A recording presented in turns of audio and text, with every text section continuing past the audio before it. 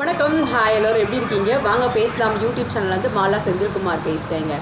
ஆன்மீகத்தில் நமக்கு நல்லது நடக்கணும் அப்படின்னா, நமக்கு என்னென்னலாம் நல்லது நடந்திருக்கோ அது மற்றவங்களுக்கும் நடக்கணும் அப்படின்னு நம்ம நினைக்கணும். அதாவது மற்றவங்க நல்லா இருக்கணும் அப்படின்னு நம்ம நினைக்கணும். இதில் தான் நம்ம கடவுளுக்கு செய்கிற எந்த ஒரு விஷயமா இருந்தாலும் சரி, நீங்கள் அன்னதானம் பண்ணாலும் சரி, விளக்கேற்றினாலும் சரி, நீங்கள் விரதம் இருந்தாலும் சரி, அதனுடைய பலன்கள் எல்லாம் உங்களுக்கு கரெக்டாக சேரணும் அப்படின்னு சொன்னால், நீங்கள் உங்களுக்கு நடக்கக்கூடிய நல்ல விஷயங்களை எல்லாருக்குமே சொல்லணும். அதாவது என்ன, நான் இந்த கோயிலுக்கு போனேன், நான் இந்த மாதிரி வேண்டிக்கிட்டேன், எனக்கு இந்த மாதிரி பலன் கிடச்சிது, நீங்களும் அதே மாதிரி செஞ்சு பாருங்கள் அப்படின்னு சொல்லணும்.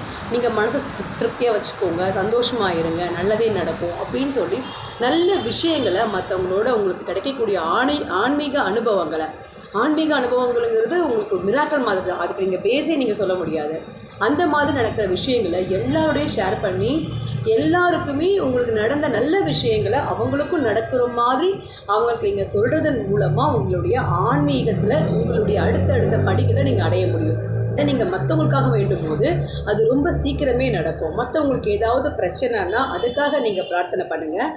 உங்களுக்காக நீங்கள் பண்ணுற பிரார்த்தனைகள் நிறைவேறத்துக்கு இந்த மாதிரி மற்றவங்களுக்காக நீங்கள் பண்ணுற பிரார்த்தனைகள் கண்டிப்பாக கை கொடுக்கும். மற்றவங்களுக்கு நல்லது நினைக்கும் போது நமக்கு நல்லது நடக்கும். இதுதான் ஆன்மீகத்தில் நம்ம எடுக்க வேண்டிய ஒவ்வொரு நாளும் செய்ய வேண்டிய விஷயம்.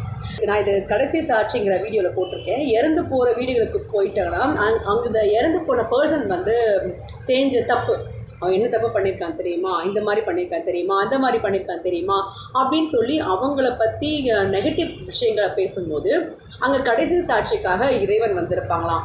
ஓஹோ, இவர் இவ்வளோ தப்புகள் செஞ்சுருக்காரு, அதனால இவர் நெகட்டிவ் இருக்குது இவர்கிட்ட நிறைய அப்படின்னு சொல்லிட்டு அவருக்கு கடைசி சாட்சி கேட்குறதுக்காக இறைவன் காத்துட்ருப்பாங்க. அப்படிப்பட்ட அந்த கடைசி சாட்சி நம்ம அந்த மாதிரி இறந்த வீடுகளுக்கு போகும்போது நல்ல படம் இவர் நல்லபடி போய் சேரட்டும், அவர் 2-3 நல்ல விஷயங்கள் செஞ்சுருப்பார் இல்லையா, அந்த மாதிரி நல்ல விஷயங்களை அந்த இடத்துல சொல்லும்போது இறந்தவருக்கு நல்ல பதம் கிடைக்குமா. அப்படி அவருக்கு நல்ல பதம் கிடைக்கிறதுனால நமக்கும் அதன் மூலமாக நல்ல விஷயங்கள் நடக்கும் அப்படின்னு விஷயம் தெரிஞ்ச பெரியவங்க சொல்கிறாங்க. அதை நான் நம்புகிறேன். அதனால் உங்களோட ஷேர் பண்ணிக்கிறேன். எப்பயுமே மற்றவங்களை பற்றின நெகட்டிவ் விஷயங்களை பேசாதீங்க. அது அவங்களுக்கு நல்லதா கெட்டதா அது நமக்கு தெரியாது. ஆனால் அது நமக்கும் ஒரு நாள் திருப்பி வரும்.